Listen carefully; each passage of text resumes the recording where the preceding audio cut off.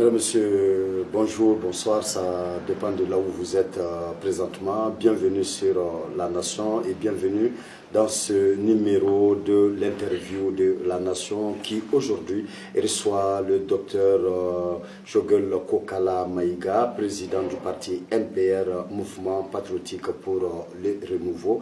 Avec lui, nos échanges vont porter aujourd'hui sur les sommets de Pau. Docteur Maïga, bonsoir. Bonsoir. Bienvenue. Merci beaucoup. Alors nous avons entendu parler du sommet de Pau comme un sommet de clarification. De quelle clarification s'agissait-il?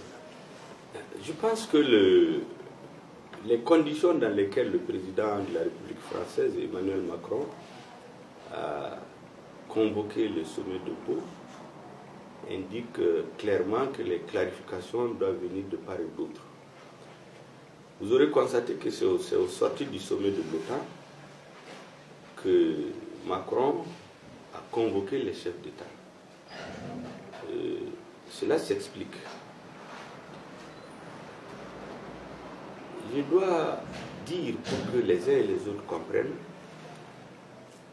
qu'il faut faire un peu l'historique de la présence française et de la communauté internationale au Mali pour bien comprendre ce qui se passe.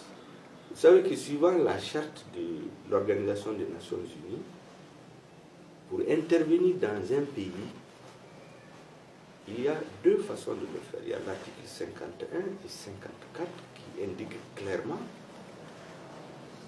Le premier, c'est que lorsqu'un État membre de l'ONU est agressé, les autres pays membres de l'ONU peuvent venir l'aider. Dans ce cadre-là, il y a une résolution du Conseil de sécurité qui est prise pour autoriser l'intervention militaire.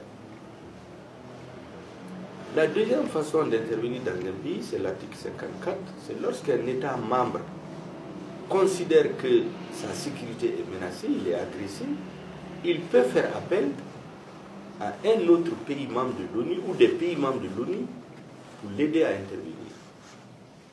C'est dans le cadre de ces deux articles que la MINUSMA a été créée par la résolution 2100 du 25 avril 2013 pour intervenir au Mali parce qu'une résolution du Conseil de sécurité a été prise.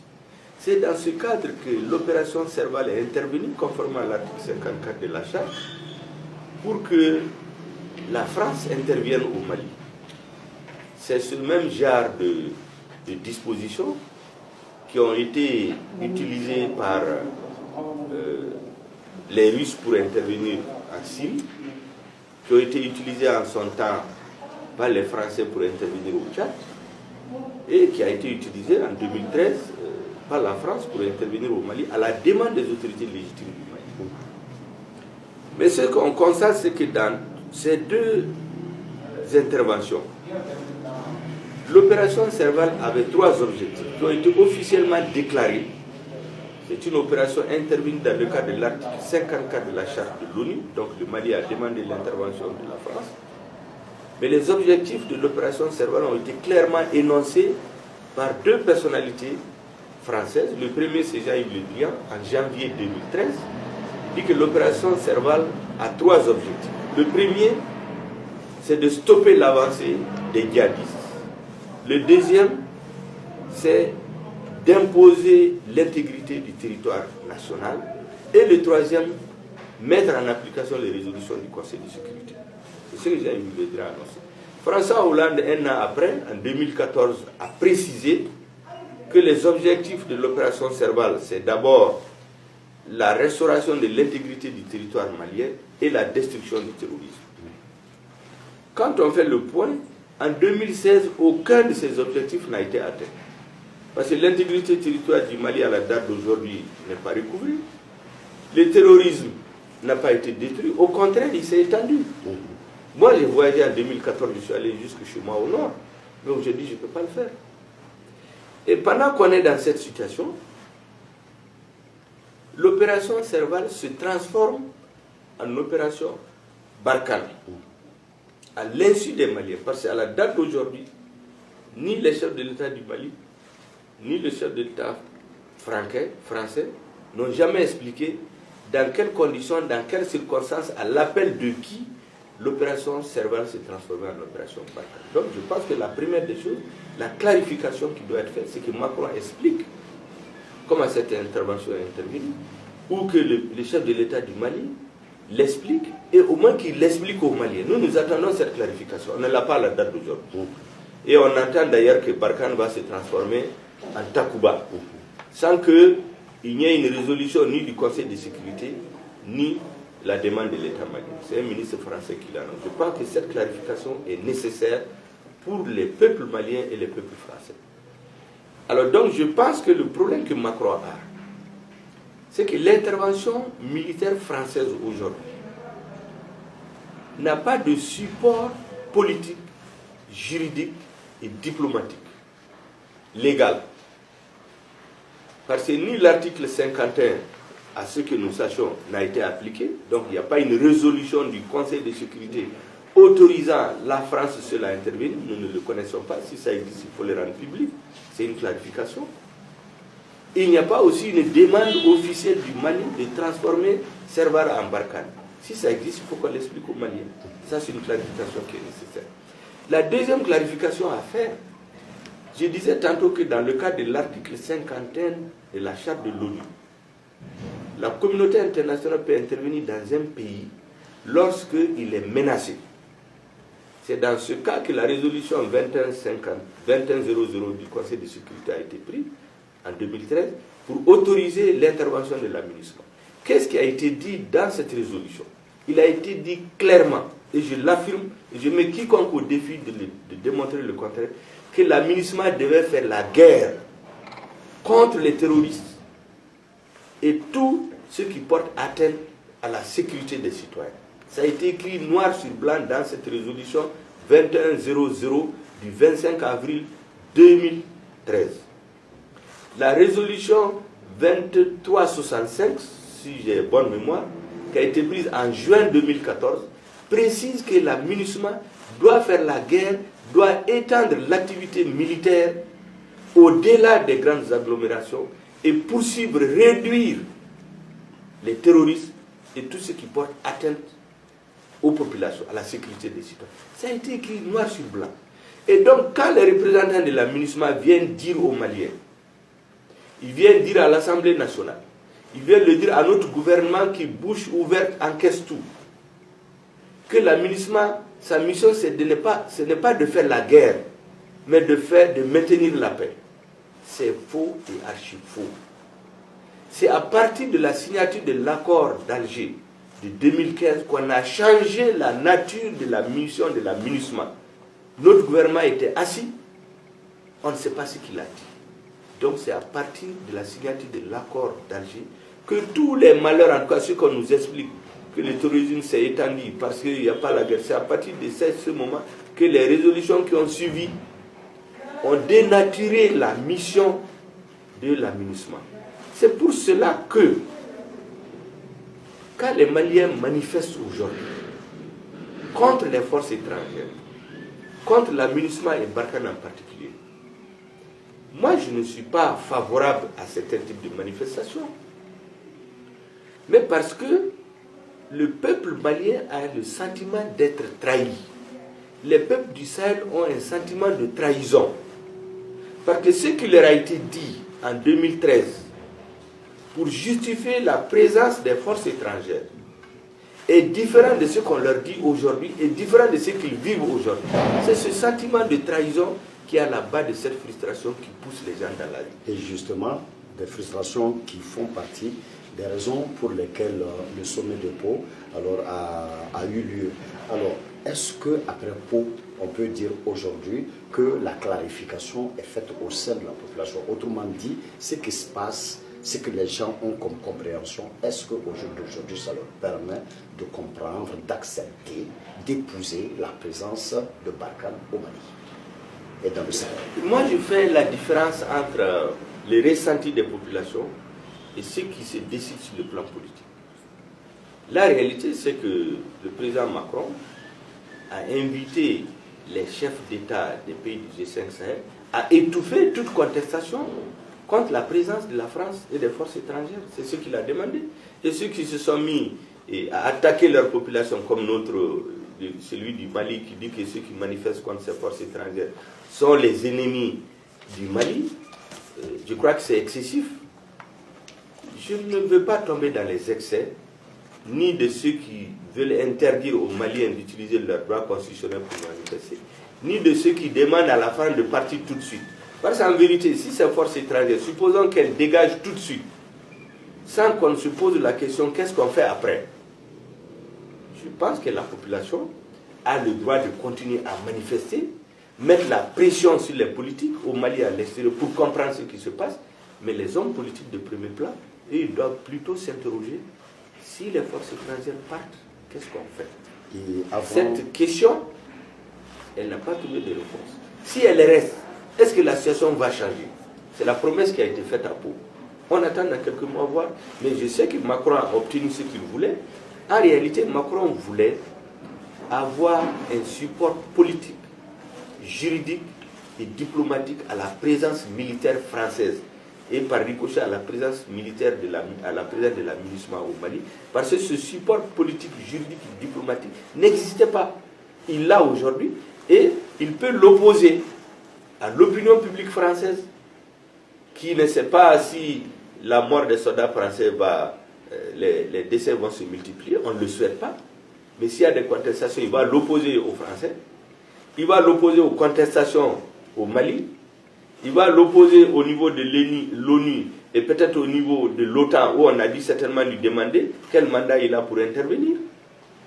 Et ça va lui permettre au niveau de l'Union européenne de présenter ce mandat signé en bonne et due forme par les chefs d'État du G5 Sahel pour légitimer, pour légaliser sur le plan politique, sur le plan juridique, sur le plan diplomatique, la présence militaire française.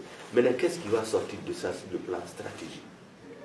Je pense que dans quelques semaines, dans quelques mois, si la paix ne revient pas, les populations vont être obligées de s'intéresser davantage.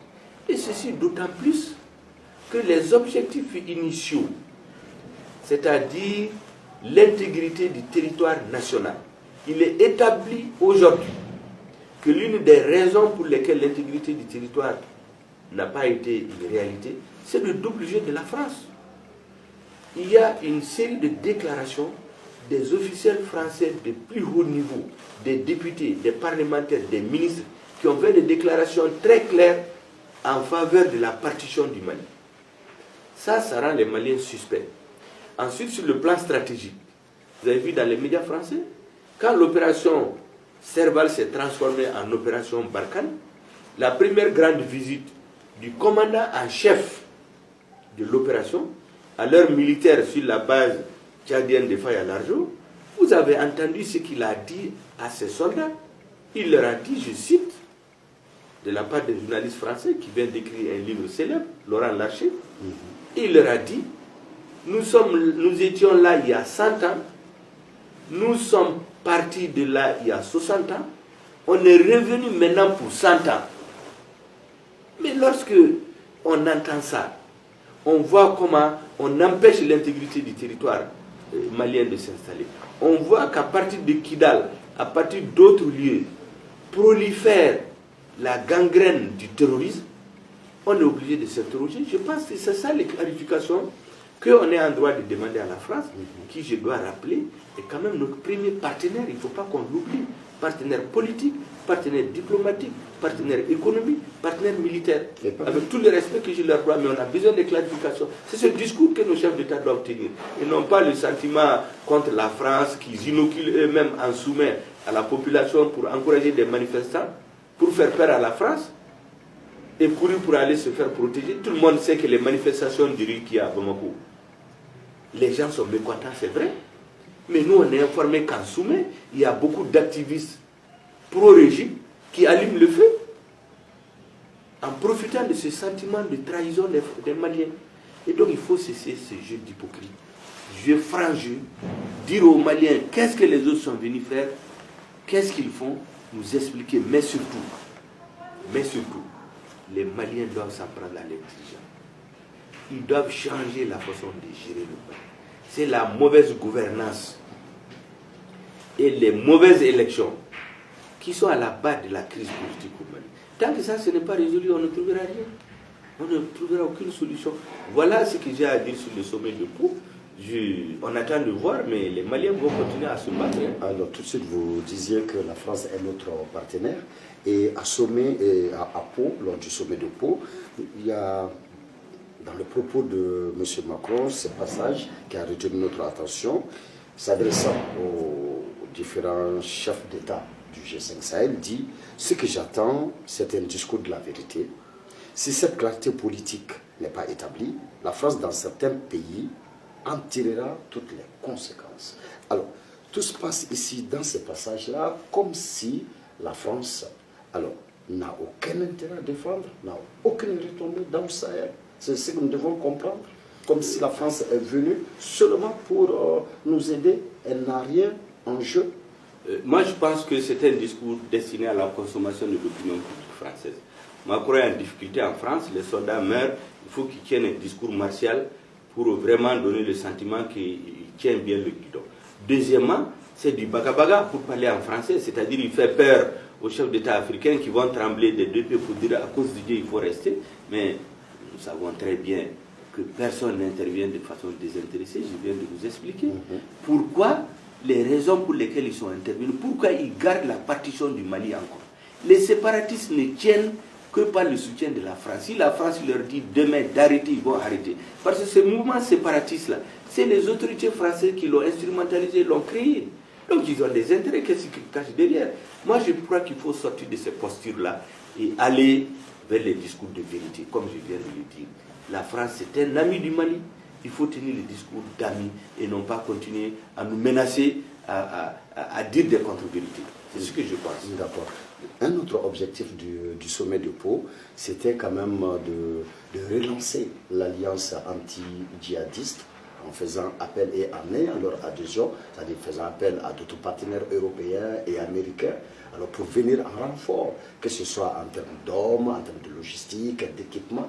Alors, est-ce à dire qu'en l'état actuel de Barkhane, en l'état actuel de nos différentes armées dans le Sahel, nous sommes vraiment dans l'incapacité de vaincre. J'aime bien qu'en réalité, comme je vous l'ai dit, c'est le double jeu et le double langage de la France qui doivent cesser d'abord.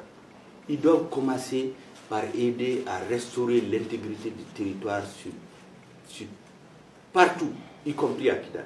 Ils doivent demander au mouvement séparatiste d'arrêter leurs relations avec les terroristes. C'est établi aujourd'hui, les Français le savent, l'ONU le sait, c'est dans les rapports qui ont été faits à l'ONU que parmi les mouvements dits signataires de l'accord, il y en a qui sont avec les terroristes.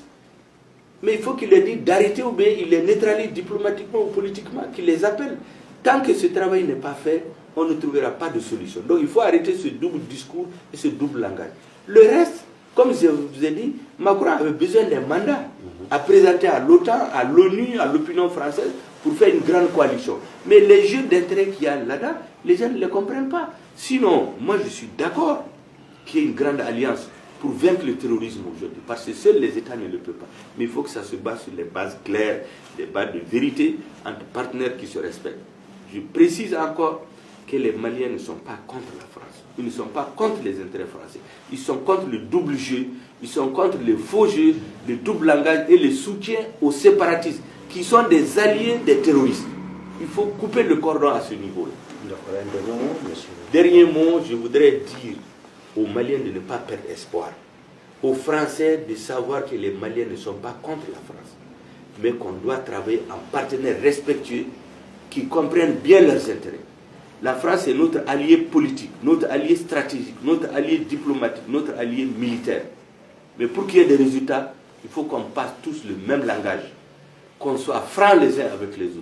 Tout ce que la France a comme intérêt peut être négocié avec un gouvernement légitime. Et que la France cesse aussi d'être une béquille pour des régimes corrompus, impopulaires et inefficaces et incapables qui sont en train de nous plonger chaque jour vers le précipice. Voilà ce que je voulais dire. Une fois que ça s'est compris, je pense que le reste peut peut se discuter, se comprendre entre nous. Voilà mon avis. Dr Maïga, merci. Merci beaucoup.